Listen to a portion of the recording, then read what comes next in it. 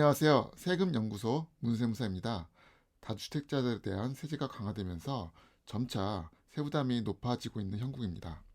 요즘 다주택자들이 많은 상담을 하고 있는데요. 이분들의 가장 큰 고민은 이 다주택을 피하기 위한 것입니다. 그래서 처분 또는 증여, 세대 분리 등등을 고려하고 계시는 분들이 굉장히 많습니다. 이런 방안 중에서 세부담을 최소화하기 위한 전략이 꼭 필요한 때입니다. 오늘은 1주택과 1조합원 입주권을 소유한 분이 주택을 처분하기 위해서 이런저런 고민을 하고 계신 내용에 대한 상담입니다. 질의 내용을 같이 살펴보도록 하겠습니다.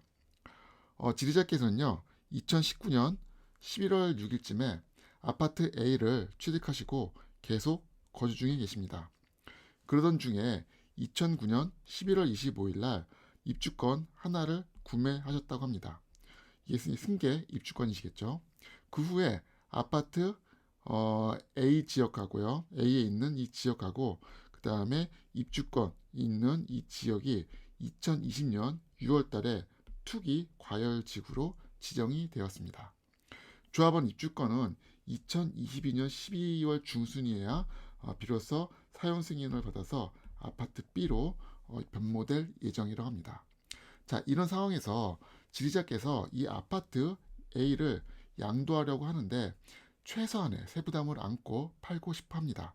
이에 대한 해법을 같이 한번 생각해 보도록 하겠습니다. 자, 아파트 A죠. A를 양도하는 시점에 뭐가 존재하면요. 입주권 B가 이게 아파트 B로 되어 있다면요. 일시적 2주택으로서 비과세 판정을 노려볼 만합니다. 일시적 2주택 이 주택을 판정하면서 가장 중요한 것은요. 이 취득 시점에 그 아파트가 조정 지역에 있느냐 아니면 비조정 지역에 있느냐입니다. 근데 이 본 질의 같은 경우에는요. 이 아파트 A를 구매하실 때 언제였죠? 비조정 지역 내 소지하고 있었습니다. 그리고 아파트 B는요.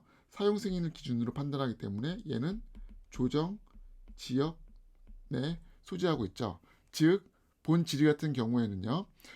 비조정 지역에 소지하는 아파트 A를 갖고 있으면서 조정 지역 내 소지하는 아파트 B를 추가적으로 구매했습니다. 이런 경우에는요.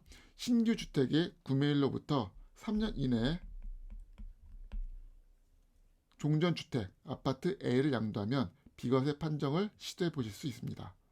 자, 그런데 이 아파트 B의 사용 승인일이 2022년 12월 중순으로 예상되니까 2025년 12월 중순 중에 이 종전 아파트 A를 판다면 비과세 판정 시도가 가능합니다. 만약 지리자께서 이 조합원 입주권 아파트 A가 아니고요. 요 시기겠죠. 조합원 입주권인 상태인 이 B 상태로 보유를 한 상태에서 이 상태에서 아파트 A를 양도, 즉 1주택 아파트 A가 1주택과 B 입주권을 보유한 상태에서 A주택, 즉 아파트 A를 양도한다면 일시적 2주택인 것보다는 다른 규정을 적용시켜야 됩니다. 이 규정은요. 소득세법 시행령 156조의 2 사항에 나와 있습니다. 같이 보도록 하시죠. 재개발 사업 등으로 주택이 완성된 후, 그러니까 주택이 완성된 후는 뭐죠? 아파트 B겠죠.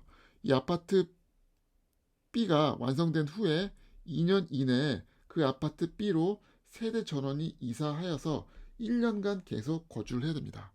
그리고 재개발 등으로 따라서 취득하는 주택, 아파트 B겠죠. 얘가 완성되기 전 또는 완성된 후에 2년 이내에 종전주택, 아파트 A겠죠. 얘를 양도할 때, 즉 조합원 입주권을 보유한 상태에서 아파트 A를 양도할 때 이 1번과 2번의 조건을 만족하면 아파트 A를 양도할 때 1세대 1주택으로 보아서 이 비과세 규정을 적용할 수 있다라는 규정이 있습니다. 따라서 이러한 1번과 2번을 만족하는 시점을 면밀히 파악하셔가지고 아파트 A를 양도하시면요, 비과세 판정이 가능하리라고 생각이 됩니다.